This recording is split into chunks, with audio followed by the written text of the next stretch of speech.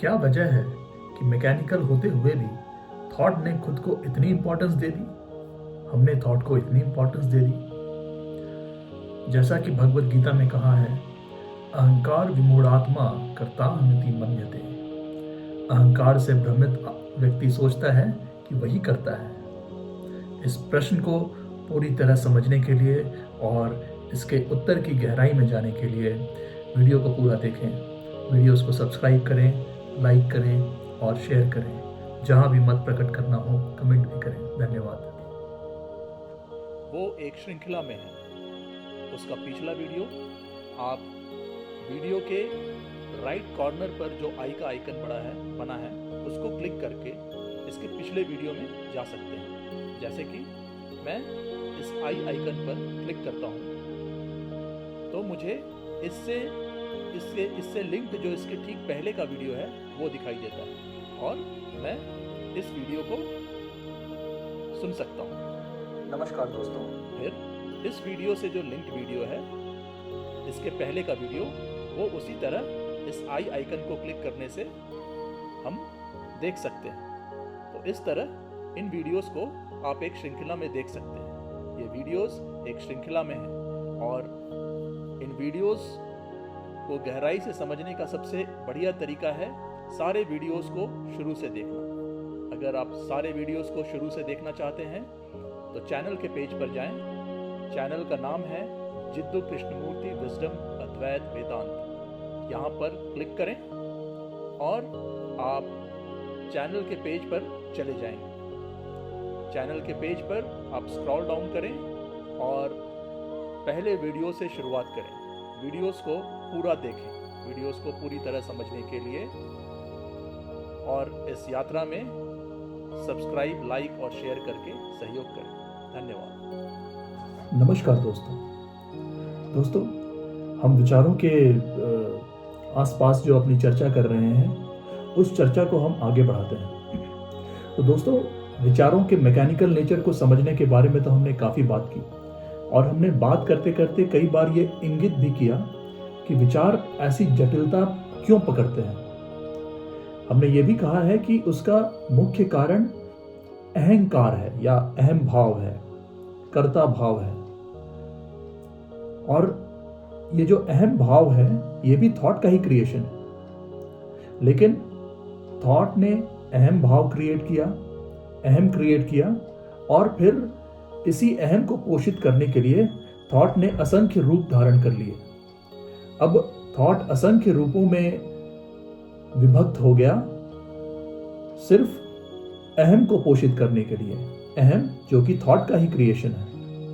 तो अहम को पाना भी थॉट ने एक गोल बना लिया। और कहीं ना कहीं जो हम विचारों में जहां तक पहुंचना चाहते हैं, थॉट के स्ट्रक्चर में हम कभी कभी समझ लेते हैं हमें ईश्वर तक पहुंचना है या आत्मा तक पहुंचना है। तो कहीं ना कहीं थॉट अहम को कुछ और प्रोजेक्ट करता है। तो जब थॉट ईश्वर या आत्मा के बारे में सोचता है, थॉट के स्ट्रक्चर से अगर हम ईश्वर या आत्मा, परमात्मा, इन चीजों का चित्रण करना चाहें तो वो अहम का ही एक रूप होता है। तो कहीं ना कहीं जो थॉट है, जो विचार है, उसने अहम को क्रिएट किया और फिर उसी अहम को पोषित करने के लिए असंख्य विचारों में विभक्त हो गया और फिर उसी अहम तक पहुंचने के लिए उसने एक मार्ग निर्मित कर दिया कि अगर हम इस अहम तक पहुंच जाएं, और ये अहम तो हम कह रहे हैं लेकिन विचार ने उस अहम को ईश्वर या परमात्मा की तरह प्रेजेंट किया। क्योंकि अगर विचारों का क्रिएशन है तब तो वो अहम ही है। और हम ये कई बार कह चुके हैं कि ईश्वर, परमात्मा, सत्य ये विचारों द्वारा नहीं टच किया जा सकता। और ये तार्किक रूप से भी हम समझ चुके हैं और पुराणों में तो इसका काफी विवरण है जो हम अभी तक बात करते आए हैं। तो दोस्तों, ये अहम की चर्चा बहुत जरूरी है। तो दोस्तों, हम इस अहम पे थोड़ी चर्चा करें। तो पहला रेफरेंस मैं लेना चाहूंगा भगवत गीता से। भगवत गीता में कहा गया, दंभो दर्पोभिमानश्च क्रोध पारुष्यमेव च अज्ञानम चाभिजातस्य पार्थ संपादमासुरिम। जो दंभी, अहंकारी, क्रोधी एवं कठोर वाणी बोलने वाला है वह असुरी संपत्ति वाला होता है। तो यहां और ये अहंकार शब्द, दंभ, ये कई जगह वर्णित है हमारे पुराणों में। जब भी हम असुरों का बात कहते हैं तो अहंकार का वर्णन आ ही जाता है कि असुर अहंकारी होते हैं। तो दोस्तों, जो हम अहंकार कह रहे हैं वो है क्या? जो बोलचाल की भाषा में हम अहंकार समझते हैं या घमंड समझते हैं, उसका मतलब क्या है कि मैं खुद को दूसरे से ऊंचा समझता हूं। मुझे लगता है कि सामने वाला तुच्छ है मेरे आगे, तो उसे हम घमंडी कहते हैं। अब ये उसका सामाजिक परिप्रेक्ष्य है अहंकार का, घमंडी होने का, जो इस श्लोक में आया गया, जो इस श्लोक में लाया गया कि वो क्रोधी एवं कठोर वाणी बोलने वाला होता है, जो अहंकारी होता है। स्वाभाविक भी है, अगर मैं सामने वाले को खुद से नीचे समझ रहा हूं कि मैं ज्यादा ज्ञानी हूं, मैं ज्यादा संपत्ति वाला हूं, तो मैं उसे कभी सम्मान से तो बात नहीं करूंगा, इज्जत से बात नहीं करूंगा, तो उसके प्रति मेरी वाणी कठोर ही होगी। और स्वाभाविक रूप से वाणी कठोर है तो उसमें क्रोध का भी स्पेस है। तो अहंकार, क्रोध, कठोरता, ये सब साथ ही चलते हैं। तो ये जो अहंकार है सामाजिक रूप से ऐसा रूप लेता है जब अहंकार बढ़ जाता है। अहंकार बढ़ जाता है मतलब अहम का जो बोध है वो बहुत ज्यादा हो जाता है, तब वो समाज में दूसरों को दिखने लगता है, तब हम कहते हैं कि ये घमंडी है। लेकिन असल में अहम क्या है दोस्तों? असल में अगर हम इस सामाजिक जो मैनिफेस्टेशन है, सामाजिक जो एक्सप्रेशन है अहंकार का घमंड के रूप में, और वो भी घमंड के रूप में तब आता है जब अहंकार बहुत ज्यादा हो जाए। लेकिन वास्तव में ये अहम क्या है जो एक्सप्रेस हो रहा है कभी घमंड के रूप में, अगर वो बहुत ज्यादा हो गया तो ये अहम कहीं ना कहीं एक सेंटर है जिसके अराउंड हम ऑपरेट करते हैं, और इस सेंटर को हम अलग अलग ढंग से फील करते हैं। ये सेंटर हमारा बॉडी है, क्योंकि हम बॉडी से सब चीज, हर चीज अनुभव करते हैं, परसीव करते हैं, तो हम ये समझते हैं कि ये मेरी बॉडी है, ये मेरा शरीर है, ये मेरा स्पेस है और मेरे स्पेस में कोई नहीं आ सकता। उसी प्रकार हम आइडेंटिफाई कर लेते हैं अपने विचारों से कि ये मेरे विचार हैं, मैं तो बहुत अच्छा सोचता हूँ, मैं तो बहुत अच्छा इंसान हूँ। तो भले ही यहाँ किसी घमंड का बोध ना हो। उदाहरण के लिए ये हो सकता है कि मैं सोच में ये समझूं कि नहीं, मैं अच्छे सोच वाला हूं। हो सकता है मैं आपको बुरे सोच वाला ना समझूं, हो सकता है मैं आपको अपने से नीचे ना समझूं, तो स्वाभाविक रूप से मैं घमंडी नहीं हूं। लेकिन अगर मैं ये सोच रहा हूं कि मैं अच्छी सोच वाला हूं, तो भी वो कहीं ना कहीं अहम का ही एक्सप्रेशन है, वो भी अहंकार है। भले ही सामाजिक परिप्रेक्ष्य में हम उसे घमंडी नहीं बोलेंगे। तो अहम का मतलब सेंटर है कि एक सेंटर से एक्शन ड्रिवन होता है, कहीं ना कहीं एक सेंटर का नोशन है। और ये सेंटर का नोशन क्यों है? क्योंकि बॉडी है और बॉडी को जरूरतें पूरी करनी है। तो ये सेंटर का नोशन हर जगह हमें दिखता है दोस्तों। सूर्य भी एक सेंटर से किरण देता है। जब हम एटम का भी साइंस में चित्रण करते हैं तो वहां भी एक सेंटर का नोशन है। तो ये सेंटर हर जगह है, और यही सेंटर जो है, यही सेंटर, क्योंकि हम सेंटर से ऑपरेट करते हैं। सेंटर से क्यों ऑपरेट करते हैं? क्योंकि वो हमारी जरूरत है। अगर हम सेंटर से ऑपरेट ना करें तो शायद फिर शरीर संभव नहीं। अगर कोई सेंटर ना हो जहां पे अलग अलग जो कण हैं, सूक्ष्म कण हैं, जैसे कि हमारा शरीर तो सेल्स से बना है, सेल्स मॉलिक्यूल्स से बने हैं, मॉलिक्यूल्स में एटम्स हैं। तो ये सारी चीजों को एक साथ आने के लिए, एक जगह आने के लिए एक सेंटर तो चाहिए। तो एक सेंटर के आसपास जब ये सारे सूक्ष्म कण आएंगे, फिर उसके बाद ये दूसरे कणों से मिलेंगे और फिर एक बहुत कॉम्प्लेक्स सी चीज क्रिएट होगी। जैसे हमारा शरीर ऐसे ही बना है, बहुत मूलभूत स्तर पे हमारा शरीर एटम्स है। एटम्स आपस में मिलकर एलिमेंट्स बनाते हैं, फिर कंपाउंड्स बनते हैं, फिर ये बहुत ही कॉम्प्लेक्स मशीन बनती है। तो ये सब बनने के लिए एक सेंटर तो चाहिए जिसके जहां पे ये सारी चीजें जाके एक्यूमुलेट हो पाए। तो फिजिकल वर्ल्ड को या फिजिकलिटी को मैनिफेस्ट करने के लिए, किसी भी फिजिकल चीज को अस्तित्व में आने के लिए सेंटर की जरूरत चाहिए, सेंटर की दरकार है, क्योंकि सेंटर के बिना तो फिजिकलिटी हो ही नहीं सकती। तो अगर हम उस हिसाब से सेंटर को जरूरी माने तो फिर वहां अहंकार का तो कोई बोध नहीं है।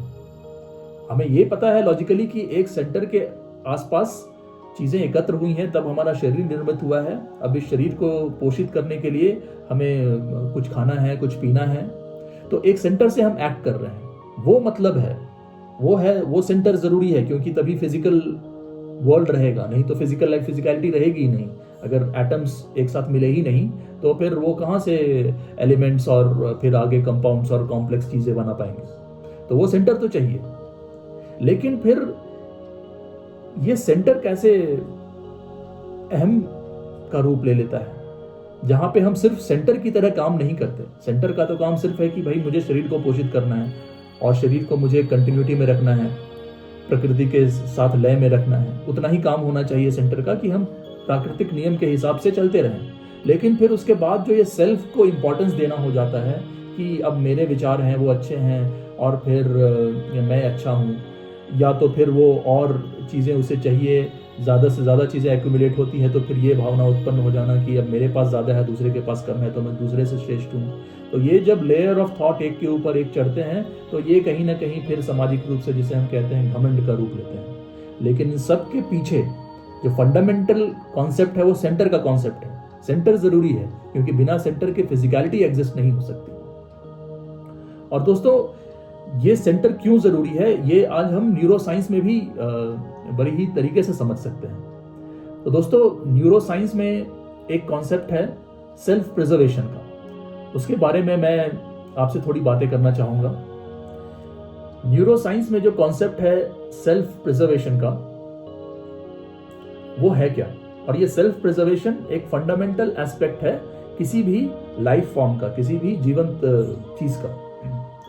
तो सेल्फ प्रिजर्वेशन या आत्म संरक्षण हम कहें तो इसका मतलब है कि हमारा दिमाग और शरीर स्वाभाविक रूप से, प्राकृतिक रूप से, नेचुरली हमें सुरक्षित रखने के लिए काम करता है। हमें मतलब शरीर को स्वाभाविक रूप से, क्योंकि मेरे मस्तिष्क को पता है मेरे मस्तिष्क को काम करने के लिए शरीर चाहिए, बिना शरीर के मस्तिष्क काम नहीं करेगा। तो यह एक प्राकृतिक प्रक्रिया है जो हमें खतरों से बचाने और जिंदा रहने में मदद करती है। ये सेल्फ प्रिजर्वेशन का जो आइडिया है। तो जैसे अगर हम उदाहरण लें कि अगर आप गलती से गर्म तवे को छू लें तो बिना सोचे समझे आपका हाथ तुरंत पीछे हट जाता है।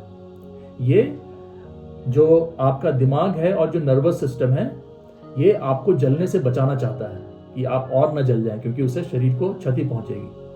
उसी प्रकार जब हमें या आपको अचानक से डर लगता है, अगर अंधेरे में अचानक से कोई तेज आवाज आ जाती है तो हमारा दिल तेज धड़कने लगता है, हम सतर्क हो जाते हैं और हमारा शरीर भागने या बचाव के लिए तैयार हो जाता है।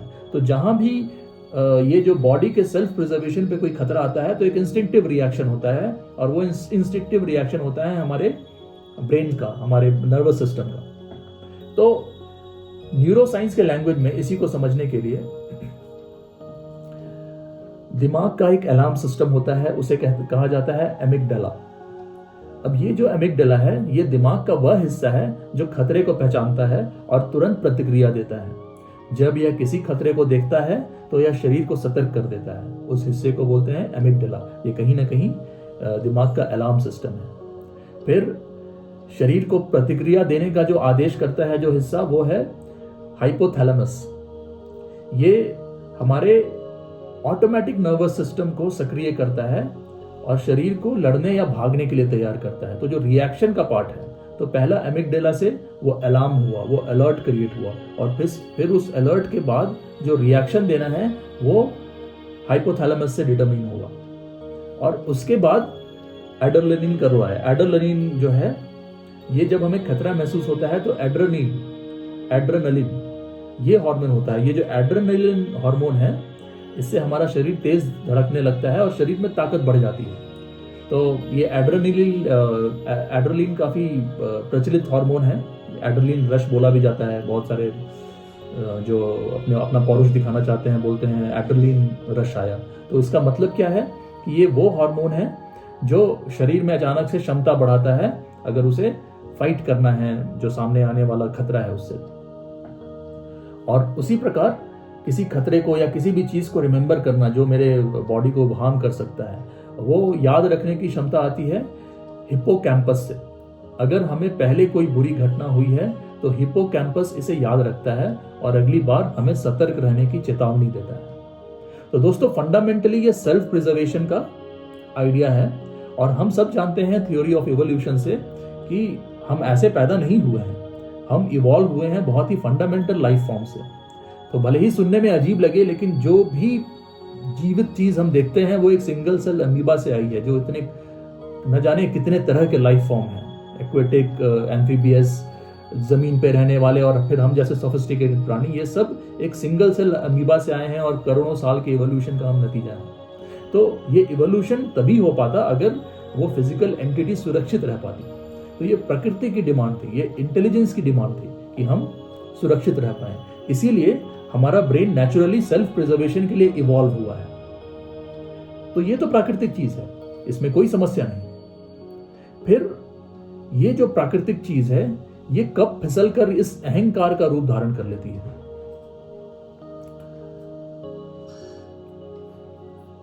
तो दोस्तों, ये जो अहंकार का बोध है वो कहां से आ गया, इस पे भी हम थोड़ी बात करें।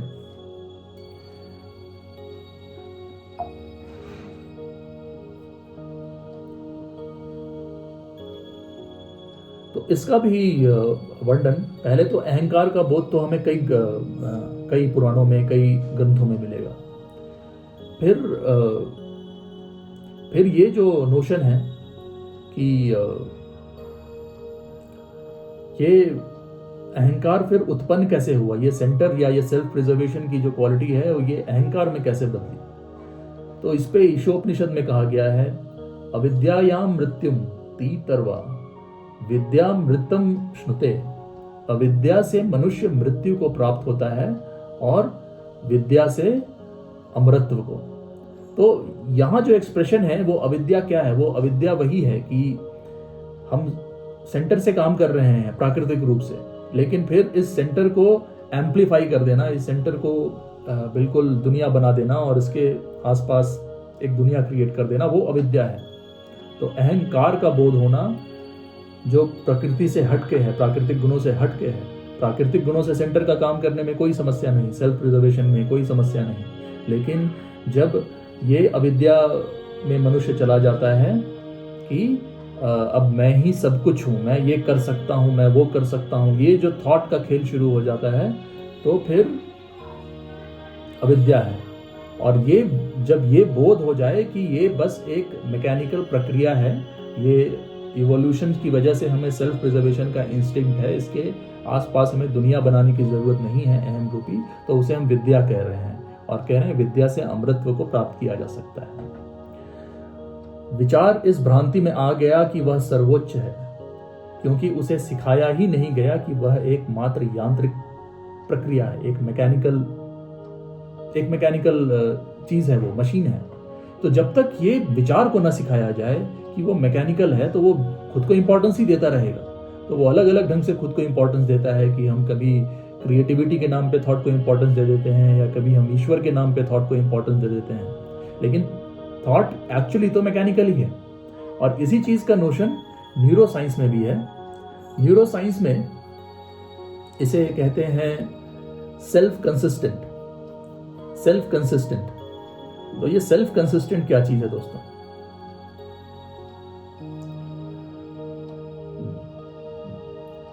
सेल्फ कंसिस्टेंट का मतलब है कि हमारा दिमाग अपने विचारों, भावनाओं और कार्यों में तालमेल बनाए रखता है। यानी हम जो सोचते हैं वही महसूस करते हैं और उसी के अनुसार कार्य करते हैं। अगर यह तालमेल नहीं होता तो हमें भ्रम या असहजता महसूस होती है। उदाहरण के लिए, मान लीजिए कि आप खुद को एक ईमानदार व्यक्ति मानते हैं। अगर आप सच बोलते हैं तो आपकी मानसिक शांति और आत्मसंतुष्टि का महसूस करेंगे, अगर आप सच बोलते हैं तो, क्योंकि आप खुद को ईमानदार समझते हैं। लेकिन कभी अगर आप झूठ बोलें, और वो व्यक्ति जो खुद को ईमानदार समझता है, तो आपका दिमाग इस विरोधाभास को महसूस करेगा और आपको अपराध बोध या बेचैनी हो सकती है, क्योंकि मैंने खुद को एक बिलीफ सिस्टम दिया है कि मैं ईमानदार हूं। यह इसीलिए होता है क्योंकि आपका मस्तिष्क स्वाभाविक रूप से सेल्फ कंसिस्टेंसी बनाए रखना चाहता है। कंसिस्टेंसी बनाए रखना मस्तिष्क के लिए बहुत ज़रूरी है।